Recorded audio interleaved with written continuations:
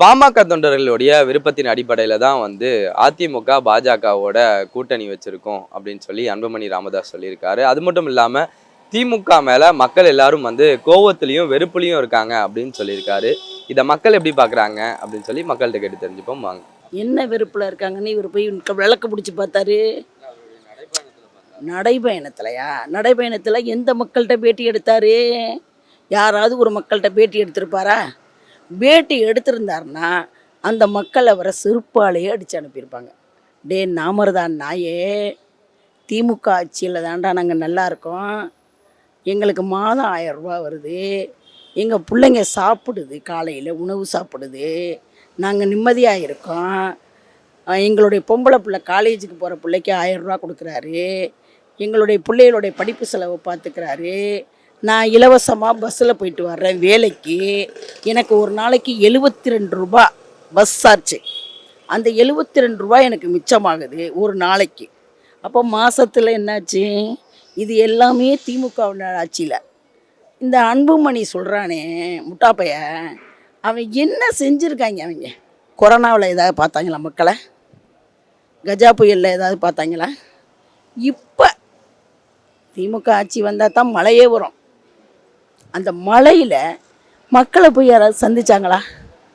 வேட்டியை மடித்து கட்டிக்கிட்டு இதே அன்புமணி போனாரா? உங்கள் அப்பானால எந்திரிச்சு நடக்க முடியலை, ஏதோ அவர் உட்காந்துக்கிட்டுனாலும் இந்த மணியை வச்சுக்கிட்டு ஏதோ கட்சியாங்கன்னு ஒன்று வச்சுக்கிட்டு பண்ணிக்கிட்டு இருக்காருன்னு வச்சுக்க. ஒப்பனோடைய நீ ஒற்றுமையா இல்லையே, நீ எப்படி நீ மக்கள்கிட்ட ஒற்றுமையை காட்ட போகிற? சொல்லுங்கள், நீங்களே சொல்லுங்கள். பத்திரிக்கைக்காரவங்க செய்தியாளர்கள் தான்ப்பா நல்ல செய்திகளை போடணும், புரியுதா? அன்புமணிங்கிறவன் ஒரு கட்சி கிடையாது, எடப்பாடிங்கிறவன் ஒரு கட்சியே கிடையாது, அது ஒரு டெபாசிட், அது இழந்தது, புரியுதா? பிஜேபிக்காரன் அதிமுக காரனை வச்சுக்கிட்டு இந்த காவி துண்டை தோளில் போட்டுக்கிட்டு அதிமுக காரன்ட்ட கொடுத்து தோளில் போட்டுக்கிட்டு அவங்க கத்திக்கிட்டு இருக்காங்க. அது வந்து அப்படி மக்கள் யாருமே அதுமாதிரி சொல்லலையே. அதிமுக தொண்டர்களாக சொல்கிறாங்க, டிஎம்கே பக்கம் டிஎம்ஓக்கு யாருமே சொல்லலையே. டிஎம்கே இப்போ மக்களுக்கு மாதம் 1000 ரூபா கொடுக்குறாரு, பெண்களுக்கு மாதம் இலவசம் பஸ் இருக்குது, படிக்கிற காலேஜ் பசங்களுக்கு இப்போ லேப்டாப் கொடுத்தாரு நேற்று எல்லாருக்கும். அப்படிப்பட்ட யாருமே சொல்லலையே. அது வந்து அவங்களே ஒரு 2026 ஆட்சி பிடிக்கிறதுக்கு இல்லாது பொல்லாது டிஎம்கே பற்றி பேசுகிறாங்க. அது வாய்ப்பே இல்லை ப்ரோ, 0 தான் ப்ரோ. அதிமுக 0 தான் ப்ரோ. பிஎம்கே கூட்டணி வச்சிட்டாங்க. உண்மையாக தமிழ்நாட்டில் வந்து பிஜேபி வர முடியாது, திராவிட ஆட்சி தான் வரும். 2026 டிஎம்கே ஆட்சி தான், அது எந்த மாற்றமும் கிடையாது. 97% இல்லை, 3% இருக்கலாம். ஏன்னா அன்புமணி ராமதாஸ் மாதிரி ஆளுங்க இருக்கிறதுனால இருக்கலாம். 97% இல்லை. 80% பொம்பளைங்க வந்து திமுக தவிர யாரும் ஓட்டு பண்ண மாட்டாங்க. ஏன்னு கேட்டிங்கன்னா 1000 ரூபா கொடுத்து பழகிட்டாங்க, திமுகவுக்கு தான் ஓட்டு போடுவாங்க, அதில் மாற்றமே கிடையாது. நான் வந்து தனிப்பட்ட மனுஷனாக சொல்கிறேன், இதுதான் உண்மை. இவர் எங்கே போய் நடந்த அவருக்கு கால் வீங்கிச்சு, இவர் நடைபயணம் பார்த்து மக்கள் சொன்னாங்கன்னு சொல்கிறாரு. பொய்க்கு ஒரு அளவு இருக்குங்க, எல்லாத்துக்கும் ஒரு எண்டு இருக்குது. எவன்னாலும் சரி, நானாக இருந்தாலும் சரி, யாராக இருந்தாலும் சரி, ஓடிக்கிட்டே இருந்தால் ஒரு இடத்துல நின்று தான் ஆகணும். அது மாதிரி நீ எங்கே போய் நடந்த, எத்தனை கிலோமீட்டர் நடந்த, யாரை போய் பார்த்த? மக்கள் வந்து டிஎம்கே மேலே அதிருப்தியாக இருக்கிறாங்கன்னு மக்கள் இப்போ டிஎம்கே கொண்டாடுறாங்க. இவர் சொல்கிற மாதிரிலாம் கிடையாது, அப்படியே உல்டா பண்ணி சொல்கிறாரு. நெவர், ஒரு காலமும் யாரும் ஒத்துக்க மாட்டாங்க. எந்த ஜனங்க இருக்கு? இந்த காலேஜ் படிக்கிற பொம்பளை பசங்க மட்டும் விடலை பருவம் அழகை ரசிக்கிறது. நாம் இது மதிவதனி சொன்ன மாதிரி ஒரு 10 வருஷத்துக்கு முன்னாடி எங்கே சேர்ந்தோம்னா நம்ம எப்படி டான்ஸ் ஆடுவோம், நம்ம எப்படி ஓடுவோம், அந்த மாதிரி இப்போ அவங்க ஓடுறாங்க. அவங்கள தப்பு சொல்ல முடியாது. அந்த மாதிரி பசங்கள்கிட்ட வேணால் நீ இவங்க சொல்கிறது நடக்கும். ஏன்னா கலைஞரை பற்றி திட்டுறது, ஸ்டாலினை திட்டுறது, டிஎம்கே திட்டுறது சொல்லுவாங்க. ஏன்னா விஜய்கோசரம். அதனால் வந்து இவர் சொல்கிற மாதிரிலாம் மக்கள் வந்து வெறுப்புலாம் ஒன்றும் கிடையாது. என்ன அங்கங்கே ஒரு சில இடத்துல கட்சிக்காரங்க செய்கிறதுனால ஒரு சில 2 பேர் இருப்பாங்க. ஆனால் பூத்துக்கு போனவுடனே சூரியன் தான் அவன் கண்ணுக்கு வரும், சூரியனுக்கு தான் போடுவாங்க. வெளியில் 1000 பேசுவாங்க, நடக்கவே நடக்காது. இந்த 26லையும் ஸ்டாலின் தான், 31லையும் ஸ்டாலின் தான் எழுதி வச்சுங்கோ. ஏன்னா அவன் வரிசையாக இருக்கிறவன் பூரா ஒருத்தன் கூட லாய்கள் ஏதாவது அரசியல் ஒழுங்காக பேசுகிறானா? திமுக குறை சொல்லிக்கிட்டு தானே இருக்கானே தவிர. 26ல் வந்து அதிமுக பாஜக பாமக கூட்டணி கட்சி தான் வந்து ஆட்சி அமைக்க வேண்டியது. அது வந்து அது வேணா ஒரு வகையில் எப்படி ஆகும் அப்படின்னா, இந்த ஞானேஸ்வரன் பண்ணி ஏதாவது பண்ணி கொடுத்தா ஆகும். நியாயமாக எலெக்ஷன் நடந்துச்சுன்னா அவங்களுக்கெல்லாம் டெபாசிட்டே கிடைக்காது. அது வேணா பார்த்துங்க. இல்லை என்றைக்குமே திமுக வந்து 2026 திமுக வந்து நான் வந்து பொதுவான மனுஷன் செய்கிறாரு. ஏன்னா கொடுத்தது வருஷத்துக்கு 3000 பணம் தர்றாரு. இன்றைக்கி வந்து சிஎம் வந்து நல்லா பண்ணுறாரு. அவங்க ஒரு துணை முதலமைச்சரும் நல்லா பண்ணுறாங்க. அதே மாதிரி வந்து பொய்யமொழி கல்வித்துறை அமைச்சர் அவரும் நல்லா பண்ணுறாங்க. பொன்முடி நல்லா பண்ணுறாங்க. அதே மாதிரி வந்து சேகர் எல்லா கோயிலும் அன்னதானம் எல்லாம் சிறப்பாக பண்ணுறாங்க. ஒன்றும் பிரச்சனை கிடையாது. அன்புமணி ஒரு ஆளே கிடையாது. அன்புமணிக்கிட்ட கட்சியும் கிடையாது, ஒரு கருமாயமும் கிடையாது. அந்த அன்புமணி சொல்கிறதெல்லாம் தொண்டன் கேட்குறான்னு அன்புமணி சொல்கிறாரு. ஆனால் அவருடைய முடிவு என்னவோ அந்த வழியில் போகிறாரு. சரியா? பாமகங்கிறது ராமதாஸ் உருவாக்கின கட்சி. அப்பனுக்கிட்ட பாதி மயனுக்கிட்ட பாதி இருக்குது. அப்போ எப்படி அந்த கட்சி பாமக ஆகும்? சரியா?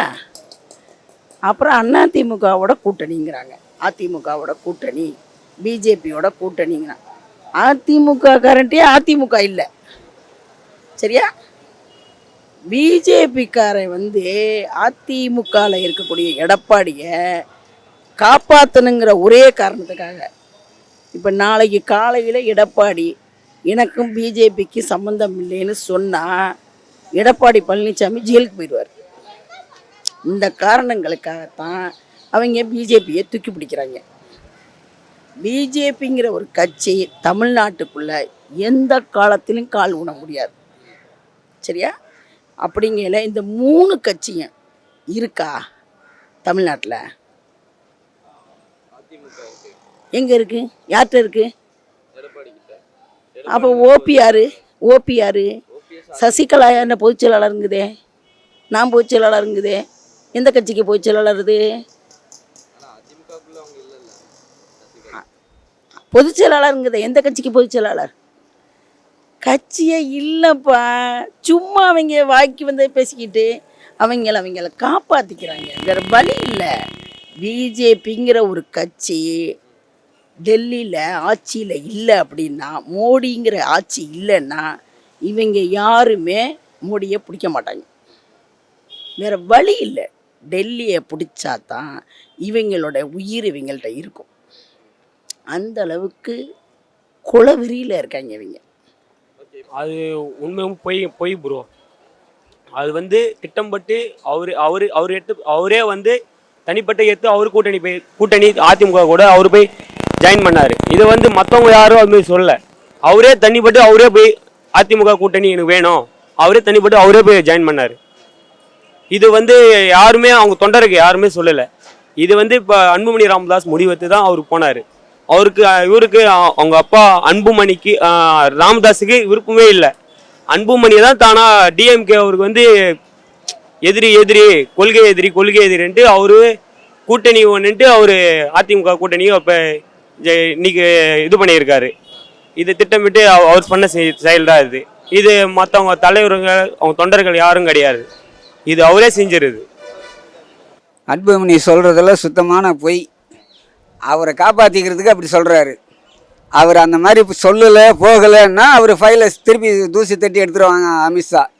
அதனால் அவர் அப்படி சொல்கிறாரு. அவர் சொன்னால் சொல்லிட்டு போட்டான். அவர் சொல்கிறது ஒன்றும் நடக்க போகிறது இல்லை. அவங்க அப்பாவும் பிள்ளையும் மாறி ஜெயலலிதா கருணாநிதிக்கிட்ட போட்டி வாங்கி கோடிக்கணக்கில் சொத்து சேர்ந்து போச்சு. அதுவும் இல்லாத வன்னியர் சொத்தெல்லாம் ஆட்டை போட்டு அவங்கவுங்க பேரில் வச்சுக்கிட்டாங்க. அதனால் அவங்களுக்கெல்லாம் இதெல்லாம் ஒரு சாதாரணம். அவங்களுக்கு மெயின் என்ன? பொட்டி எடப்பாடி கொடுத்தா ஓகே, ஸ்டாலின் கொடுக்க மாட்டார். ஏன்னா அவங்களால ஒன்றும் யூஸ் இல்லை. அவங்களால ஒரு காலத்தில் வன்னியர்னால் அப்படியே ஒரு குரூப்பாக அப்படியே கேங்காக அப்படியே இருந்தாங்க. வன்னியர் வந்து இப்போ செதறி போய் 4 பக்கமாக போய் ஒரு வேல்முருகன் ஒரு பக்கம், இவங்களுக்கு ஒரு பக்கம், எல்லாம் அப்படியே அவங்களே உணர்ந்துட்டாங்க. நம்மளால் இந்த மாதிரிலாம் நடக்கக்கூடாது, நம்மளுக்கு 16% நம்மளுக்கு வேலை வாய்ப்பு கவர்மெண்ட்டில் இருக்குது.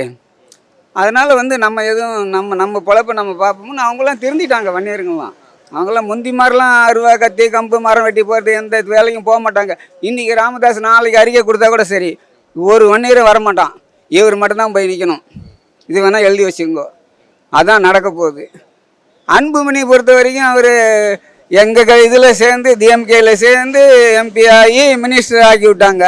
நீ மெடிக்கல் கூட கோல்மால் பண்ணி அதில் ஊழல் பண்ணி அந்த ஃபைல் இன்னும் அமித்ஷா கையில் இருக்குது. நீ அதுக்கு தகுந்த மாதிரி நடக்கலைன்னா உன் ஃபைலை தட்டிடுவாங்க, தட்டி ஒன்றை வச்சுருவாங்க. அவ்வளோதான். அதுக்கு தான் அவருக்கு கூட்டி சேர்றது.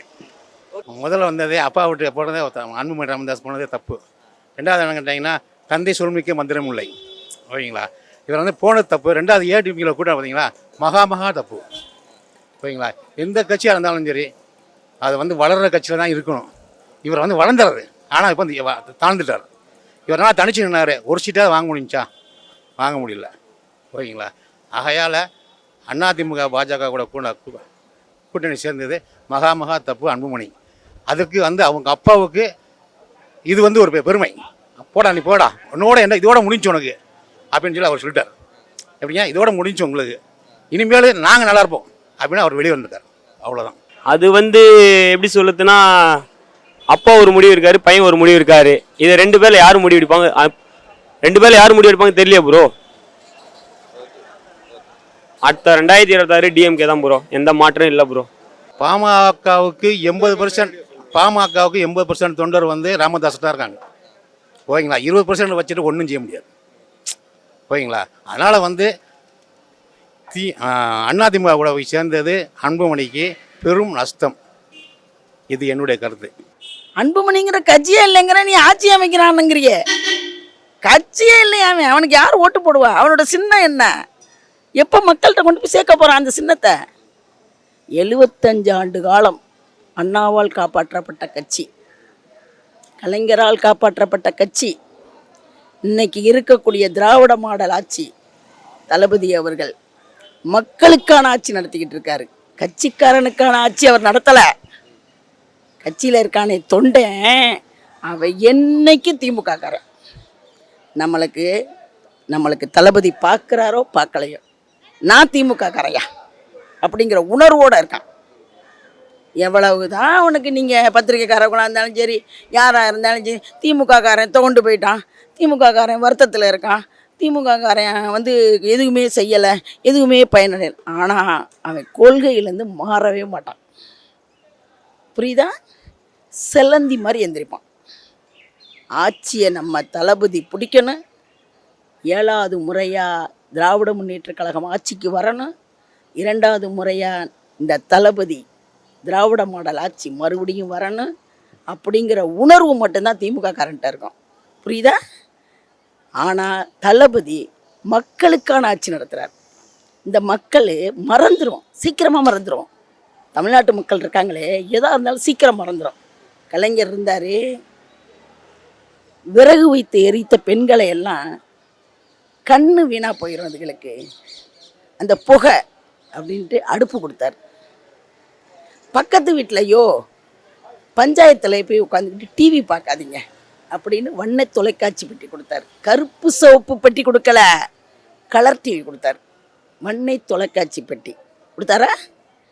மறந்துச்சா மக்கள் மறந்துச்சா? தலைவர் கொண்டு வந்த, கலைஞர் கொண்டு வந்த திட்டம் பூரா படித்தவர்களுக்கு டைட்டில் பார்க், கார் தொழிற்சாலை, பாலங்கள், பெரிய பெரிய திட்டங்களை தலைவர் கொண்டு வந்தார். பெரியாருடைய லட்சியம், அண்ணாவுடைய கொள்கை எல்லாத்தையும் நிறைவேற்றி கொடுத்தவர் கலைஞர்.